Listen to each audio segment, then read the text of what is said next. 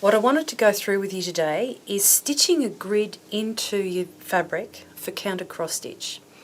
Now you'll all be familiar with the marking of your centre lines horizontally and vertically.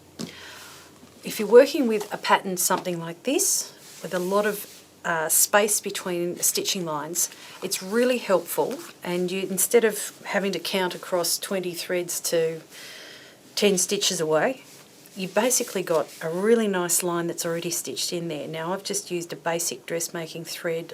My preferred option is Gutermann. It seems to stand up to some long lengths that I like to use. You've got the centre lines marked here.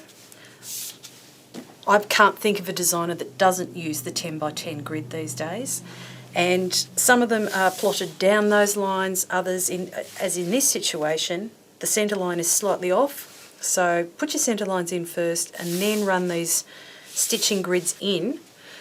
I use 2 up, 2 down on an Aida cloth or on even weave and linen, as in this situation, 4 threads up, 4 threads down with a basic running stitch. Now, I have actually got one here that was abandoned.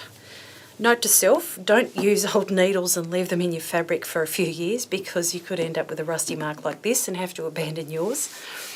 As you can see, as the area's been stitched, I've snipped it out. I use just a good surgical grade tweezers and keep those in my sewing box and work my way through that. It's not something you have to do, but if you've got a large complex design that you put down and come back to, it's really helpful just to be able to find your way very quickly back to where you were and get your eye back in, and make it a more enjoyable process. Hope that helps, and if not, well, try something else. Thanks.